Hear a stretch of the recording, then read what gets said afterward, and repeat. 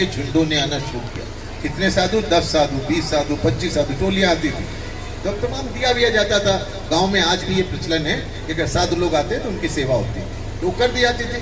लेकिन वो भी क्या कहते थे, ये सब नहीं, पहले मैं बालक के दर्शन करूं। तो माता जी तो घबरा गई। माता जी तो घरेलू थी, उन्होंने कहा क्या मतलब है कि मैं बालक को, कहीं ऐसा तो नहीं है इस साधुवाद बनाने के चक्कर में घूम रहे हो? तो पिताजी ने समझाया, नहीं, एक दिव्य आत्मा ने आपके घर में जन्म लिया है, ये उसके दर्शन के लिए आती है, दर्शन करा दीजिए, कोई बात नहीं। बात आती हुई चली गई। फिर क्या हुआ, जब ये 6 साल 6.5 साल के थे, उस समय गुरुदेव ने एक डिमांड रखी। क्या रखी? मुझे हिमालय जाना है। कहाँ जाना है? हिमालय जाना है। आप विचार करिए, 6 साल का बालक, और 1917-18 की बात हम आपसे कर रहे हैं, 16, 17, 18 की। कोई उसको राजी हो जाएगा क्या? आज नहीं राजी हो सकते। मना किया गया, समझाया गया, किसी तरह से घर में रुक गए। उसके बाद क्या हुआ कि इनके गांव में एक वो काम करती थी जमादारी, जो इनके घर में करती थी। पहले तो सर्विस लेटरिन होती थी, सब आती थी, जमादारी साफ करती थी। तो उस गांव में 2 जमादारों के घर थे। एक इनका घर था, जिनका हम बता रहे हैं, इनका नाम था छपको देवी। तो छपको इनके घर आती थी, एक और थी। वो 7-8 दिन आई नहीं। गुरुदेव को चिंता हुई कि क्या बात है। अब आप सोचो, ब्राह्मणों का गांव, किसको फिक्र है साहब जा करके हम उसका पता लगाएं। ना उस समय डॉक्टर वैद्य इतने हुआ करते थे गांव देहात में। लेकिन गुरुदेव एक दिन चुपके से उसके घर गए तो देखा वो बुखार से तप रही और उसके फफोले हो गए थे हाथ में। तो गुरुदेव लौट करके आते हैं और काढ़ा बना करके उसके लिए ले जाते हैं, और मरहम पट्टी का सामान, और जा करके उसकी मरहम पट्टी करते हैं और काढ़ा पिलाते हैं। वो कहती है, लल्ला तू अपने घर को जा, कोई देखेगा तो तुझे मारेगा और मुझे मार डालेगा, क्योंकि वो जमाना वही था जिसकी बात हो रही है। गुरुदेव कहते हैं, नहीं मैया, मैं तुम्हारी सेवा करूँ। और ऐसा करते रहे। और एक वो दिन आ गया जिस दिन किसी ने देख लिया, और देख लिया तो घर आकर के शिकायत हो गई। शिकायत हुई, गुरुदेव जब लौट करके आए, इससे आजकल क्लास नहीं लगती बच्चों की, हाँ कहाँ गए थे, क्यों गए थे, कब गए थे, सारे प्रश्न हुए। गुरुदेव ने सबका उत्तर उन्होंने साफ साफ दिया। उसके यहाँ गए थे इसलिए गए। उनसे कहा गया, अच्छा चलो, चले गए, अब मत जाना, और गंगा जल लाओ, इनकी शुद्धि करो। तो गंगा जल का जब नाम आया तो गुरुदेव ने कहा, ज्यादा मंगा लेना। बोले ज्यादा क्यों? बोले हमें कल भी जाना है। कब नहीं जाना है? बड़ी बहस हुई। फिर फैसला कहाँ हुआ? फैसला हुआ, गांव के घर, जो लोग गांव से जुड़े हुए जानते होंगे, गांव में एक घर बाहर होता है और फिर अंदर घर होता है। फिर कहा गया कि अब तुम बाहर के घर में रहोगे और यहीं तुम्हारे कपड़े, यहीं तुम्हारा बर्तन, और जब तक तुम वहां जाओगे अंदर नहीं जाओगे। तो गुरुदेव इस पे राजी हो गए और वो वहां रह करके उन्होंने उस छपको की सेवा की, उसको ठीक किया। उसके बाद वो सब चीजें नॉर्मल हो गई। करीब 11 वर्ष की अवस्था में इनका यज्ञोपवीत कराने के लिए इनके पिताजी पंडित रूप किशोर शर्मा जी इनको लेकर के बनारस गए। किससे कराया? पंडित मदन मोहन मालवीय जी से यज्ञोपवीत कराया। अब पंडित मदन मोहन मालवीय जी तो बहुत प्रकांड विद्वान थे। काशी विश्वविद्यालय उनके हाथ का बना हुआ है, उन्हीं की कृपा से बना हुआ है, उन्हीं ने बहुत मेहनत करी उसके लिए। तो उन्होंने इनको दीक्षा दी। अब उस समय दीक्षा कैसे दी जाती थी? कान में मंत्र बोला जाता था, कोई सुन न ले, ब्राह्मण जपेगा और कोई जप नहीं सकता। और जो स्त्रियां महिलाएं बैठी हैं, ये गायत्री बोल नहीं सकती। कहते थे गायत्री कीली थे, गायत्री शापित है, गायत्री आप नहीं जप सकते। तो गुरुदेव को जब मंत्र उन्होंने कान में दिया और 3 बातें कही। क्या कहा कि ये गायत्री जो है वो क्या है? वो पारस है। और क्या कहा? गायत्री कल्प वृक्ष है। और क्या कहा? गायत्री कामधेनु है। तो गुरुदेव रास्ते में बराबर ये सोचते रहे लौटते में कि अगर इतनी शक्ति गायत्री के पास है तो लोग मारे मारे क्यों घूम रहे हैं? क्यों नहीं गायत्री को पकड़ लेते हैं? क्यों नहीं गायत्री को अपना बना लेते हैं और सुख सुख में आ सकते हैं? बात होती गई। जब उनके पिताजी से उन्होंने प्रश्न किया तो उन्होंने भी उनको जवाब दिया। अब देखिए, जो 3 चीजें मदन मोहन मालवीय जी ने कही थी, जो उनके पहले गुरु थे, वो क्या कही थी कि गायत्री पारस है। पारस क्या होता है? ऐसा सुना जाता है कि एक पत्थर होता है जिसको पारस कहते हैं। अगर लोहा उससे छुआ दीजिए तो क्या बन जाता है? सोना बन जाता है। आजकल मिल जाए तो मजा आ जाए, किसी को मिलता है क्या? तो गायत्री कैसे पारस है? गायत्री का स्पर्श जब आपको मिलता है, हमको मिलता है, इनको भाइयों को मिलता है, बहनों को मिलता है, तो इनके चिंतन चरित्र व्यवहार में परिवर्तन होता है। और वो कैसे हो जाते हैं? वो सोने जैसे हो जाते हैं। कैसे हो जाते हैं? सोने जैसे। अपने बच्चों को गायत्री से जोड़िए, बच्चों को गायत्री मंत्र जबरदस्ती कराइए, धीरे धीरे उनकी आदत बनाइए। कब कराइए? जब वो स्कूल जा रहे हो तो कहो भगवान के आगे खड़े होके एक बार मंत्र बोलो फिर जाओ। खाना खा रहे हो हाथ जोड़ो, एक बार मंत्र बोलो फिर खाना खाओ। पढ़ने बैठे हो एक बार मंत्र बोलो फिर अपनी पढ़ाई शुरू करो। छोटी छोटी से काम। और आप ये करा कब पाएंगी? जब आप खुद करेंगे। जब तक आप खुद नहीं करेंगे आप बच्चों से नहीं करा पाएंगे। आप कब करें? जब आटा साने गायत्री मन मनी मन बोलती रहे, जब सब्जी काटे गायत्री मन मनी मन बोलती रहे, जब आप घर का काम करें गायत्री मन मनी मन बोलती रहे। आप भी करें, बच्चों को भी करें। तो दूसरी बात उन्होंने क्या कही? दूसरी बात उन्होंने कही कि ये गायत्री मन जो है वो क्या है? कल्प वृक्ष। कल्प वृक्ष क्या होता है? उसके नीचे बैठ करके आप जो सोचेंगे वो पूरा होता चला जाएगा। एक सेठ जी थे, तकादा करके लौट रहे थे, साथ में खूब रुपया भी था। थक गए, एक पेड़ के नीचे बैठ गए। बैठे तो कुछ आराम आया, तो उनके मन में आया कि अगर भूख लगी थी एक थाली भोजन मिल जाता कितना अच्छा लगता। तुरंत एक थाली भोजन आ गया। सेठ जी ने भोजन कर लिया। भोजन किया, कहा अगर एक ठंडा पानी एक लोटा मिल जाता तो क्या कहने थे, तुरंत एक लोटा पानी आ गया। और कहते नहीं जब पेट भरा तो दूर की सूझी। फिर उनको सूझी कि अगर बिस्तर लगा होता तो हम सो जाते। बिस्तर लग गया और सेठ जी सो। जब वो सो के उठे घंटे 2 घंटे में, तब उनको समझ में आया ये हुआ कैसे। तब देखिए उनके दिमाग में क्या बात आई। उनके दिमाग में आई ऐसा तो नहीं है कोई यहाँ ब्रह्म राक्षस इस पे रहता हो और अभी आए और हमको खा जाए। तुरंत ब्रह्म राक्षस आया और उनको खा के चला गया। तो गायत्री वृक्ष, कल्प वृक्ष क्या है? ये गायत्री है। आप जो सोचेंगे वो पाते चले जाएंगे। और मैं दूसरों की तो नहीं कहता, मैं अपने बारे में जानता हूँ, जो भी चाहता हूँ वो मिल जाता है। कोई चीज ऐसी नहीं है जो गायत्री को जपने वाले को नहीं मिल सकती। और तीसरी चीज क्या बताई गई? तीसरी चीज उन्होंने बताई कि गायत्री कामधेनु। कामधेनु कौन है? जिसको हम नंदिनी के नाम से भी जानते हैं। वो गाय है, स्वर्ग की गाय, और मिली थी इस लोक में भी दी गई। किसको दी गई थी? बताइए साहब, किसको दी गई थी? वशिष्ठ जी को दी गई। देखिए वो बहन जी बेटी बता रही, वशिष्ठ जी को। उन्होंने तपस्या की थी, तपस्या उस पर उनको मिली थी। नंदिनी गाय की क्या खासियत है? एक कथा और सुनाते हैं छोटी सी। एक राजा थे, उनका नाम था राजा विश्वरथ। वो लड़ाई करके लौट रहे थे, युद्ध करने गए थे। चतुरंगड़ी सेना उनके साथ थी। चतुरंगड़ी सेना माने हाथी, घोड़े, ऊंट और रथ, ये सब लेके लौट रहे थे। थक गए थे तो एक जंगल में उनको एक स्थान दिखा, वहां उन्होंने सेना का डेरा जमा दिया। राजा ने देखा दूर एक झोपड़ी बनी हुई थी, कुटी। तो सोचा देखे जाके कौन रहता है। जाके देखा तो देखा वशिष्ठ जी की कुटी थी। प्रणाम किया और कहा कि हम थोड़ी देर रुकेंगे। उन्होंने कहा कोई बात नहीं, आपका स्वागत है राजा। जब थोड़ी देर हो गई तो वशिष्ठ जी उनके पास गए और जाके कहा कि राजा जी भोजन तैयार है, सैनिकों को कहिए कि भोजन कर लें। वो तो चौंके। उन्होंने कहा इस जंगल में इतने हमारे सैनिक हैं, हजारों की संख्या में, इनका भोजन ये क्या कराएंगे? तो उनका नहीं, बहुत लोग हैं आप, हम अकेले थोड़े ही, सबका भोजन तैयार।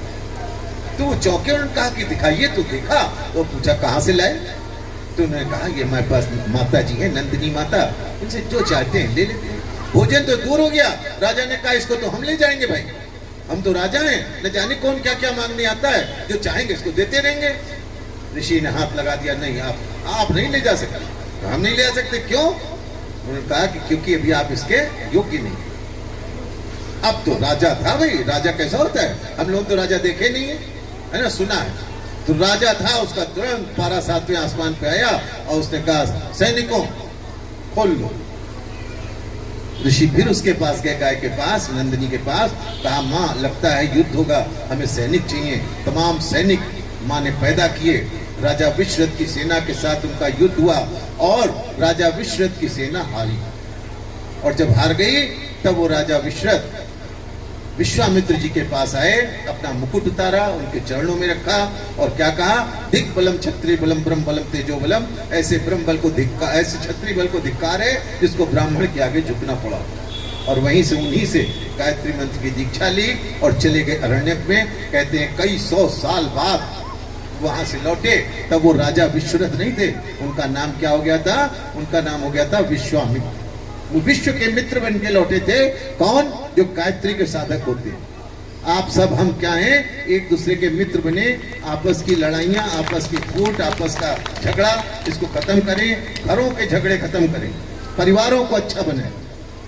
तो गुरुदेव की बात कर रहे थे। तो गुरुदेव अब ये साधना करने लगे, घर आकर के एक कोठरी बना ली, उसमें एक दीपक जला लेते थे जैसे यहाँ जल रहा है, और साधना करते थे। 15 वर्ष की आयु थी, 1926 का वर्ष था, बसंत का दिन था। अचानक उस दीपक की लौ से प्रकाश फूटा। कितना प्रकाश फूटा? जैसे 100 हाइलोजन यहाँ पे एक साथ जला दी जाए, इतना प्रकाश, उससे भी ज्यादा। और क्या हुआ कि पूरा दिखाई न दे कुछ, इतना चुंधिया जाने वाली बात। तो गुरुदेव लिखते हैं कि पहले तो मुझे भय हुआ कि हमारे अच्छे कामों में विघ्न डालने कोई शक्ति आई है, लेकिन फिर हमने संभल करके कहा कि आप जो कोई भी हो सामने आए, अपने आने का उद्देश्य बताए। छाया के रूप में एक आकृति उभरी, नाम बताया पंडित सर्वेश्वरानंद। क्या नाम बताया बहन जी? क्या नाम बताया? पंडित सर्वेश्वरानंद। क्या नाम बताया बहन जी? याद रखिएगा, पंडित सर्वेश्वरानंद। आयु कितनी बताई उन्होंने? 600 वर्ष। ये कब बताई थी? ये बताई थी 1926 में। आज वो 700 वर्ष के हैं। स्थान क्या बताया? स्थान बताया हिमालय। जब हिमालय से आए, अब गुरुदेव ने पूछा तो हमारे पास काहे आए हैं? उनका हम आपको अपना शिष्य बनाने आए। गुरुदेव ने कहा ऐसे थोड़ा ही होता है, हमने तो पढ़ा है, पानी पिए छान के और गुरु करे जान के। हम तो आपको जानते नहीं, क्या पता आप मायावी हो, हमको छलने आए हो, हम कैसे आपको मान ले? तब उन्होंने गुरुदेव को बताया कि हम तुम्हारे पिछले अनेकों जन्मों में हम तुम्हारे गुरु रहे, और इस जन्म में भी हम तुम्हें अपना शिष्य बनाने के लिए आए हैं। और उन्होंने 3 प्रमुख जो जन्म गुरुदेव के थे, उनका हाल चलचित्र की तरह वही दिखा दिया उसी कमरे में। एक जन्म में उन्होंने दिखाया कबीर दास के रूप में, दूसरे जन्म दिखाया स्वामी रामदास के रूप में, और तीसरे जन्म में दिखाया उन्होंने रामकृष्ण परमहंस के रूप में। और इतना सब देखने के बाद गुरुदेव शरणागत हो गए। उन्होंने कहा अब आप जो कहिए हम करने को तैयार। तो उन्होंने पहली शर्त क्या रखी? उन्होंने कहा बेटे तुमको मजबूत बनना है। मजबूत बनने के लिए क्या करना है? तुमको तप करना है। कितना तप करना है? 24 वर्षों का तप करना है। 24 वर्षों की साधना गुरुदेव को कही गई। वो सरल साधना नहीं थी। आपने बहुत संतों के बारे में सुना देखा होगा, लेकिन आपको ऐसे साधक संत कहीं दूरबीन लेके नहीं मिलेंगे, मैं गारंटी लेता हूं इस बार। 24 वर्षों तक उनको क्या किया गया? 24 लाख गायत्री मंत्र एक वर्ष में जपाए गए। और खाने को क्या दिया गया? उसी गाय को जो शाम को जौ खिलाए जाते थे, जो गोबर में खड़े जौ निकलते थे, उनकी छानबीन पीस करके रोटी बनती थी। एक रोटी गुरुदेव खाते थे। काहे से खाते थे? उसी गाय के दूध के मट्ठे से। न नमक पड़ता था, न शक्कर पड़ती थी, न सब्जी खाते थे, न फल खाते थे, न मेवा खाते थे, न मिठाई खाते थे। कितने दिन? 24 वर्षों तक। आप विचार करो, ये तपस्या गुरुदेव ने करी। उनको भगवान का दर्जा क्यों मिल रहा है? अवतार का दर्जा क्यों मिल रहा है? उनके कार्यों को देखिए, उनके किए हुए चीजों को देखिए। तो उन्होंने ये साधना करी। और क्या शर्त दी गई? और शर्त लगाई गई कि ये जो दीपक जल रहा है, ये बुझना नहीं चाहिए।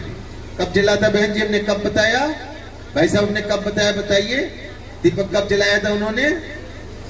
किस दिन गुरुदेव उनके उस दीपक से निकले थे? बसंत के दिन। और कौन सा बसंत? 1926 का। और अब कौन सा बसंत आने वाला है? 2026 का। 100 साल पूरे होने वाले हैं उसको। और उसकी बहुत बड़ी यात्रा भी आएगी, अभी आपके क्षेत्र में भी घूमेगी, उसकी तमाम तैयारियां चल रही हैं। तो गुरुदेव ने कहा ठीक है, दीपक जला के रखेंगे। आज भी वो दीपक शांति कुंज में जल रहा है, और उसके आगे रोज जप किया जाता है। तमाम साधक है, रोज बैठ के जप करते हैं। फिर क्या हुआ साहब? फिर गुरुदेव को उसके बाद निर्देश मिला, जितने भी 8 ग्रंथ है, 4 वेद, 6 शास्त्र, 24 गीता, 108 उपनिषद, उन सबको आप अध्ययन करिए और इनका सरल भाषा में अनुवाद करिए। गुरुदेव ने वो सारा कुछ किया। आज शांति कुंज के साहित्य पटल पर आपको पढ़ने के लिए, खरीदने के लिए उपलब्ध है। और वो सारा का सारा आपका इसमें नेट पर भी पड़ा हुआ है, आप AWGP साइट है, उसको खोल करके लिटरेचर में जाएं, आपको सारी पुस्तकें एक साथ मिल जाती हैं। और क्या कराया गुरुदेव से, और उन्होंने कहा कि बेटे इस दुनिया को अच्छा बनाने के लिए अब काम करना है। गुरुदेव ने अपनी साधना जो 1950 में खत्म होनी चाहिए थी, उनकी कब खत्म हुई? उनकी साधना 1953 में खत्म हुई। क्यों? 3 वर्ष वो स्वतंत्रता संग्राम सेनानी के रूप में काम करते थे और उसमें भी उन्होंने बड़े कीर्तिमान स्थापित किए, जेल में भी रहे, बड़े बड़े नेताओं के साथ उनका परिचय रहा। महात्मा गांधी के यहाँ भी काफी दिन उन्होंने वहां रहे थे वो। और जो वो 6 वर्ष की अवस्था में हिमालय जाने की बात कर रहे थे, वो 1960 में पूरी हुई, जब लगभग वो 50 वर्ष के थे। उनके गुरु ने उनको हिमालय बुलाया। उसकी यात्रा के अगर अनुभव कभी पढ़ने हो तो पुस्तक का नाम है सुनसान के सहचर, अवर फ्रेंड्स ऑफ लोनलीनेस। उसको पढ़िए, आपके रोंगटे खड़े हो जाएंगे। आपको पता चलेगा कि गुरुदेव ने कैसे अपने आप को हिमालय में रखा है। और उसके बाद सन 1970-71 में उनके गुरु ने कहा कि अब ये स्थान आपको छोड़ना है। इस बीच आगरा से गुरुदेव मथुरा आ गए थे और मथुरा आकर के उन्होंने गायत्री तपोभूमि बना ली थी। वो भी बनाई थी, बड़ी कठिनाइयों से बनी थी, बहुत पैसा लगना था।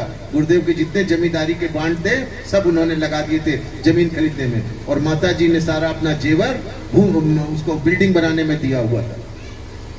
तो जब सन 71 में उन्होंने छोड़ा है मथुरा, उनकी विदाई थी।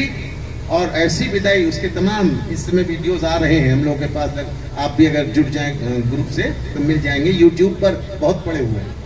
बहुत जबरदस्त कार्यक्रम हुआ था वो विदाई का। तो फिर गुरुदेव चले आए कहाँ? हिमालय की तलहटी में आकर के उन्होंने शांति कुंज की स्थापना की। और आप कभी गए हो शांति कुंज तो आपको अनुभव होगा, और नहीं गए हैं तो जा करके अनुभव लीजिए। 1 दिन, 2 दिन, 3 दिन, 4 दिन, 5 दिन, महीना, 2 महीना, आप जितना चाहिए वहां रहिए। आपसे कोई ये नहीं कहता है कि मकान का किराया, कमरे का किराया दे दीजिए। आपसे कोई नहीं कहता है कि आप इतने दिन से भंडारे में भोजन कर रहे हैं, इसके लिए इतने पैसे दे दीजिए। कुछ नहीं मांगा जाता। आप स्वेच्छा से जो देते हैं वो मना नहीं किया जाता, वो आप दे दीजिए, उसी से चल रहा है, लेकिन कोई मांग जांच नहीं होती। तो बहनों भाइयों, गुरुदेव ने शांति कुंज बनाया और फिर शांति कुंज से ही उनके शरीर छूटा। और एक और बड़ी विशेष बात रहेगी, जैसे भगवान कृष्ण ने जब मथुरा छोड़ी थी और चले गए थे वो कहाँ? गुजरात। उसके बाद वो कभी लौटे नहीं थे मथुरा। ठीक उसी तरह से गुरुदेव ने भी जब मथुरा छोड़ी थी, लौट करके कभी मथुरा नहीं आए थे, फिर वो शांति कुंज में ही रहे थे। गुरुदेव के बारे में पढ़ें, गुरुदेव के बारे में जानें, छोटी छोटी पुस्तकें पढ़ें। हमारे गुरुदेव क्या करते हैं, हमारा मिशन क्या करता है, हम क्यों इसके पीछे हम लोग पड़े हुए हैं, क्या चाहते हैं, परिवारों को हम कैसे अच्छा बना सकते हैं। आज सबसे बड़ी लड़ाई अपने परिवार को अच्छा बनाने की है। अगर जीवन की कोई लड़ाई बची है तो आप लोगों को वही लड़नी है। हम अपने परिवार को, अपने बच्चों को, अपने कहने में, उनको अच्छा बनाने में कैसे मेहनत करें, कैसे लगे रहें।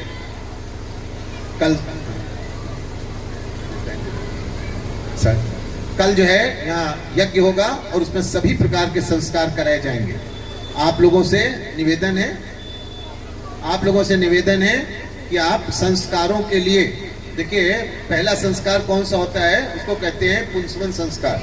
जो माताएं गर्भ होती हैं, बहनें गर्भवती होती हैं, उनका 3 माह के बाद के गर्भ का संस्कार कराया जाता है। कल यहाँ बड़ी संख्या में जिनके घर में भी ऐसे लोग हों, जिनके आस पड़ोस में हों, उनको सुबह लेकर के आए। एक विशेष बहन जी को कल निमंत्रित किया गया है जो गर्भ संस्कार के बारे में आपको बताएंगे, उसके वैज्ञानिक पक्ष बताएंगे, उसके मनोवैज्ञानिक पक्ष बताएंगे। वो विशेष रूप से कल आमंत्रित। तो जो भी गर्भवती बहनें हों उन सबको जरूर कल लेकर के आए। दूसरा संस्कार उसके बाद कौन सा होता है? जब बच्चा जन्म लेता है उसको कहते हैं बरहा कहते हैं ना, लेकिन असली नाम उसका है नामकरण संस्कार। उस दिन बच्चे का नाम रखा जाता है। किसी को नाम रखाना हो वो भी आ सकते हैं। तीसरा संस्कार होता है अन्नप्राशन। जिनके बच्चे 5 महीने के हो गए हैं और अभी उनका अन्नप्राशन नहीं हुआ है, कल यहाँ आके यज्ञ में अन्नप्राशन संस्कार संपादित कराएं। चौथा संस्कार होता है विद्यारंभ। बड़ी संख्या में कल बच्चों को लेकर के, कल छुट्टी का दिन है ना, छुट्टी है बेटा, कल छुट्टी का दिन है। बच्चे चाहे किसकी क्लास में पढ़ते हो, लेकिन उनका विद्यारंभ कराएं। क्या लाना है? एक कॉपी लानी है, एक पेंसिल लानी है, स्लेट लानी है या बत्ती लानी है। चाहे कॉपी पेंसिल ले लें, चाहे स्लेट बत्ती, लेकिन जिन बच्चों को भी ला सकते हैं अधिक से अधिक को लेकर के आए। सामूहिक विद्यारंभ संस्कार कल्याण यज्ञ के माध्यम से संपादित होंगे। अगर किसी को मुंडन कराना है, मुंडन भी करा सकता है। अभी देखिए क्या मान्यता है कि पौष का महीना चल रहा है, इसको पूस कहते हैं, इसमें कुछ अच्छे काम होते नहीं है, लेकिन जहाँ देवता होते हैं और विशेष रूप से जहाँ गुरुवर बैठते हैं वहाँ ये सब इसकी मान्यता होती नहीं है। फिर भी आपका मन करे, मुंडन बाकी हो तो करा डालें। उसके बाद कौन सा संस्कार है?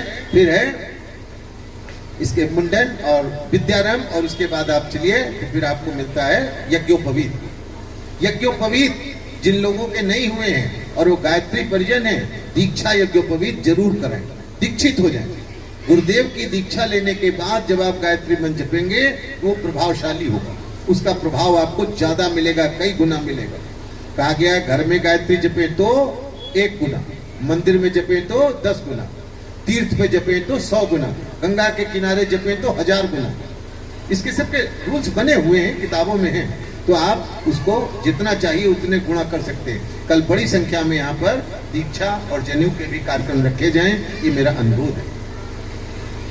इसके बाद के संस्कार जो विवाह इत्यादि हैं उनका अभी समय नहीं है, उनकी चर्चा भी नहीं करेंगे, समय कम है, अपनी बात को यहीं पर रोकेंगे। आप सभी का कल्याण हो, आप सभी उच्च जीवन में प्रवेश करें, आपका जीवन शानदार बने और आप सब कल समय से पधारें। ऐसी परमात्मा आपकी व्यवस्था बनाए, ऐसी आपको सद्बुद्धि दे, हम सबको सद्बुद्धि दे, हम लोग समय से आए, एक अच्छा कार्यक्रम कल यहाँ संपादित करें।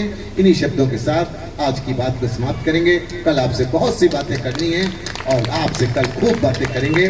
बहुत बहुत धन्यवाद, बहुत बहुत धन्यवाद, बहुत बहुत धन्यवाद। आदरणीय भाई साहब ने पूरे मिशन का, गुरुदेव का दिग्दर्शन बहुत ही कम शब्दों में बहुत अच्छे ढंग से कराया और गागर में सागर भर दिया और वो सागर यहाँ उड़ेल दिया। तो क्या है गुरुदेव, क्या है शांति कुंज, आइए गीत के माध्यम से इसको पूर्णता प्रदान करते हैं। राकेश भाई साहब 7:30 हो गया है, दीप प्रज्वलन कितने बजे होगा बता दीजिए, उसी हिसाब से हम मैनेज करें। पूछ के बता दीजिएगा, डिस्कस करके। हाँ, तो दीप प्रज्वलन कितने बजे शुरू कर दें?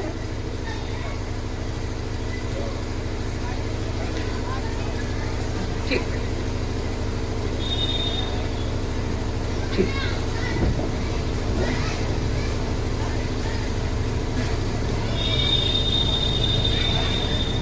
बोले परम पूज्य गुरुदेव भगवान की जय। भाइयों बहनों, बड़ी विलक्षण बातें परम पूज्य गुरुदेव के संदर्भ में अभी श्रद्धेय टोली नायक के मुख से हम सबको सुनने को मिली। ये दुर्लभ बातें हैं, आइए वही जान सकते हैं जिन्होंने इसको अनुभव किया है, फील किया है। गुरुदेव की इमोशंस को जिन्होंने अपने से अटैच करके रखा है वही समझ सकते हैं उनकी पीड़ा, उनका उद्देश्य और इस मिशन का लक्ष्य। इन सब बातों को लेकर के श्रद्धेय टोली नायक अभी हम सबको यहाँ पे विस्तार से चर्चा किए। बहुत विस्तृत समय को देखते हुए उन्होंने पूरी बातें रखने का प्रयास किया। हमारी ये ड्यूटीज होती है कि हम उसको जाने समझें। और परम पूज्य गुरुदेव ने लिखा है कि हमारा स्वरूप हमारे साहित्य में छिपा हुआ है। तो हमारे एलवी सिंह भाई साहब यहाँ पे साहित्य विस्तारक केंद्र उनका बना हुआ है। आपको परम पूज्य गुरुदेव द्वारा लिखित 3200 से अधिक पुस्तकों में से यदि कोई पुस्तक पसंद आ रही हो, उसकी विषय सूची है, आप उसमें सेलेक्ट कर लीजिए, वो पुस्तक आपको उपलब्ध करा दी जाएगी। ये हमारा विशेष अनुरोध है। और आदरणीय टोली नायक जी के लिए जोरदार करतल ध्वनि से एक बार स्वागत करिए। अभी संस्कारों के बारे में भी भाई साहब ने बताया है, तो उसीलिए हम यहाँ पे आप तक पहुँच आए हैं। मतलब हम लोग विगत महीने भर से इसमें लगे हुए हैं और इस बात का हम लोग प्रयास कर रहे हैं कि लोग संस्कार को समझ नहीं पाते हैं, भ्रमित हो जाते हैं और अन्य अन्य जगहों पे जा करके पता नहीं उनको किस ढंग से संपादित करते हैं, क्या मिलता है क्या नहीं मिलता है। यहाँ पे सभी संस्कार एक तो निःशुल्क होता है, दूसरे जो वैदिक रीति नीति है उसके अनुरूप होता है। और जो एक विद्वत टोली है यहाँ पे बैठी हुई है, कल भी वो लोग रहेंगे, उनके माध्यम से होता है। इस श्लोक का एक एक शब्द बिल्कुल प्रस्फुटित होता है माँ सरस्वती की कृपा से और उनकी साधना से। तो भाई एवं बहनों, आपसे विशेष अनुरोध है, बहनों की संख्या ज्यादा है, माताओं की संख्या ज्यादा है, पुंसवन संस्कार से लेके विभिन्न संस्कार जो भी आपको कराने हैं, कल समय से आइएगा। कल का कार्यक्रम प्रातः 9 बजे से ही प्रारंभ होना है, तो आप लोग समय का ध्यान रखिएगा और संस्कार को एक अवसर मिला है, उसको जरूर उसको लाभ उठाएं। बोले वेद माता गायत्री की जय। निरंतर अमृत की वर्षा हो रही है, शांति कुंज ज्ञान की गंगोत्री है और ज्ञान की अनेक धाराएं अनेक मुखों से निकल करके यहाँ तक आ रही हैं और इस धरा को पावन बना रही हैं। वापस चलते हैं प्रज्ञा पुराण के द्वितीय खंड के सार संक्षेप की ओर, जिसमें महाप्राज्ञ पिप्पलाद से ब्रह्म ज्ञानी अष्टावक्र प्रश्न करते हैं। पिप्पलाद कौन है? ऋषि दधीच के पुत्र हैं। ऋषि दधीच ने जब अपनी अस्थियां दान कर दी तो माता उनके साथ सती हो गई। दधीच की पत्नी सती हो गई, जो मांस पिंड था उसके साथ। और यह बालक वन में पीपल के पेड़ के कोटर में अपने आप पलता रहा। पीपल के फल खा करके बड़ा हुआ, इसीलिए इनका नाम पड़ा पिप्पलाद। नारद जी ने उन्हें मंत्र दिया और उस वन के रमणीय वातावरण में प्रकृति की गोद में पिप्पलाद महाप्राज्ञ बने। तो पिप्पलाद इस प्रज्ञा सत्र में प्रश्नों के उत्तर देने के लिए विराजमान हैं और प्रश्न करता है अष्टावक्र। ये अष्टावक्र कौन है? अष्टावक्र ऋषि कहोड़ के पुत्र हैं। इन्होंने गर्भ में रहते हुए ही माता के गर्भ से ही पिता के वेद पाठ की त्रुटियां बताई थी 8 स्थानों पर। तो पिता ने उन्हें श्राप दे दिया था कि तूने जन्म से पहले अपने पिता को 8 जगह टोका है तो तू 8 अंगों से टेढ़ा पैदा होगा। इसलिए इनका नाम अष्टावक्र था और ये बहुत ज्ञानी थे। ये हम बताना चाहेंगे कि जो प्रज्ञा पुराण यहाँ चल रहा है, यह प्रज्ञा पुराण परम पूज्य गुरुदेव की लेखनी से निकला हुआ है और इसमें उन्होंने युग की सभी समस्याओं के समाधान प्रस्तुत किए हैं।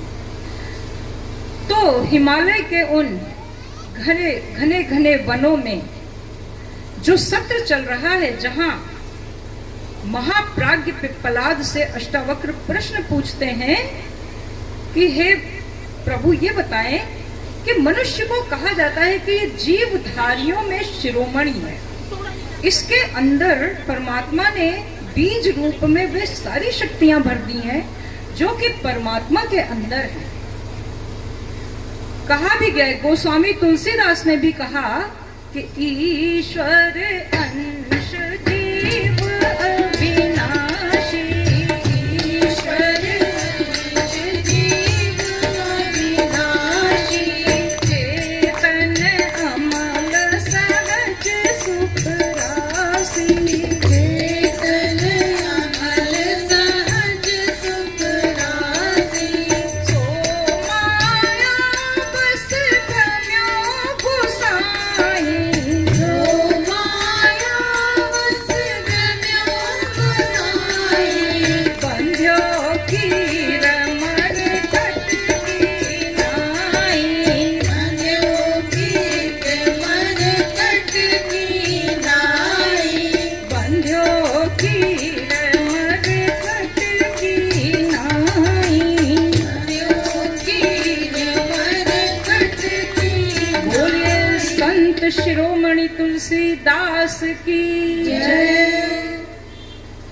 तो जब अष्टावक्र ने यह प्रश्न किया कि विधाता की सर्वश्रेष्ठ कृति इतना दीनहीन जीवन जीने को क्यों मजबूर है,